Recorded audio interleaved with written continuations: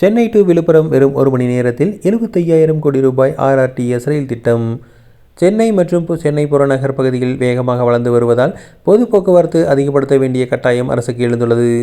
இதனால் தமிழக அரசு பல்வேறு பொது போக்குவரத்து திட்டங்களை செயல்படுத்தும் வகையில் பல்வேறு திட்டங்களை வகுத்து வருகிறது. குறிப்பாக தமிழகத்தின் தலைநகரான சென்னையையும் தென் மாவட்டங்களின் நுழைவாயிலாக செங்கல்பட்டு மற்றும் விழுப்புரம் ஆகிய பகுதிகளை இணைக்கும் வகையில் அதிவேக ரயில் திட்டமான மண்டல விரைவு போக்குவரத்து அமைப்பு அதாவது ஆர்ஆர்டிஎஸ் குறித்த முக்கிய தகவல்கள் வெளியாகியுள்ளது. இதற்கான விரிவான சாத்தியக்கூறு அறிக்கையின்படி ஆலந்தூர் முதல் விழுப்புரம் வரையிலான வழித்தடத்தில் இறுதி செய்யப்பட்டுள்ளதாக தகவல்கள் வெளியாகியுள்ளன.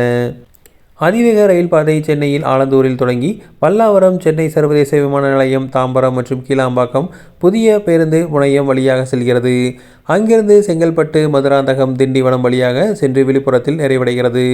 இந்த திட்டத்தில் ஒரு சிறப்பம்சமாக விழுப்புரத்திலிருந்து புதுச்சேரி மற்றும் கடலூர் வரை சுமார் 64 கிலோமீட்டர் தூரத்திற்கு ஒரு கிளை பாதையும் அமைக்கப்பட உள்ளது. இதன் மூலம் ஒட்டுமொத்த ரயில் பயணத்தின் நீளம் 146 கிலோமீட்டராக இருக்கும். சென்னையின் மக்கள் நெரிசல் மற்றும் இடப்பற்றாக்குறைக்கு கருத்தில் கொண்டு ஆலந்தூர் முதல் கீழாம்பாக்கம் வரை தண்டவாளங்கள் அனைத்தும் பூமிக்கு அடியில் அமைக்கப்பட உள்ளன. கிளாம்பாக்கத்திற்கு பிறகு தண்டவாளங்கள் ஜிஎஸ்டி சாலையின் நடுவே அல்லது ஓரங்களில் மேம்பாலங்களாக அமையும் என எதிர்பார்க்கப்படுகிறது.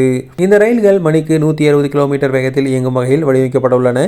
எதிர்காலத்தில் தேவைப்பட்டால் இதன் வேகத்தை 300 கிலோமீட்டர் வரை உயர்த்தும் வசதிகளுடன் தண்டவாள அமைப்புகள் இருக்கும். டெல்லி மீரட் இடையே உள்ள நவீன ரயில் சேவையைப் போலவே இது மேக் இன் இந்தியா திட்டத்தின் கீழ் உள்நாட்டு தொழில்நுட்பத்துடன் உருவாக்கப்பட உள்ளது. இந்த திட்டம் வெறும் பயணத்திற்கானது மட்டும் இல்லாமல் தமிழகத்தின் தெற்கு பகுதியின் பொருளாதார முதுகெலும்பாக அமையும். இரவு நேரங்களில் இந்த ரயில்கள் சரக்கு போக்குவரத்திற்கு பயன்படுத்த திட்டமிடப்பட்டுள்ளது. மக்கள் சென்னையில் தங்குவதை தவிர்த்து திண்டிவனம் அல்லது விழுப்புரம் போன்ற பகுதிகளில் வசித்துக் கொண்டே சென்னைக்கு வேலைக்கு வந்து செல்ல இது வழிவகுக்கிறது. இந்த பிரம்மாண்ட திட்டத்திற்கு சுமார் 75,000 கோடி ரூபாய் செலவாகும் என மதிப்பிடப்பட்டுள்ளது. 2032ஆம் ஆண்டிற்குள் இந்த ரயில் ஒரு நாளைக்கு சுமார் 2.18 லட்சம் பயணிகள் பயணிப்பார்கள் என எதிர்பார்க்கப்படுகிறது. இந்த திட்டம் செயல்பாட்டுக்கு வரும்போது சென்னை விழுப்புரம் இடையேயான ஜிஎஸ்டி சாலை போக்குவரத்து நிலவும் கடும் போக்குவரத்து நெரிசல்கள் பெருமளவு குறையும் என்பது குறிப்பிடத்தக்கது. தற்போது சென்னையிலிருந்து விழுப்புரம் செல்வதற்கு பேருந்து அல்லது ரயிலில் சுமார் 4 மணி நேரம் ஆகிறது. ஆனால் இந்த புதிய ஆர்ஆர்டிஎஸ் ரயில் திட்டம் நடைமுறைக்கு வரும்போது பயணிகள் வெறும் 1 மணி நேரத்தில் விழுப்புரத்தை அடைய முடியும். இது தினமும் வேலைக்கு செல்லும் ஊழியர்கள் மற்றும் தொழில் ரீதியாக சென்னை சென்று வருபவர்களுக்கு வரப்பிரசாதமாக அமையும் என குறிப்பிடப்பட்டுள்ளது.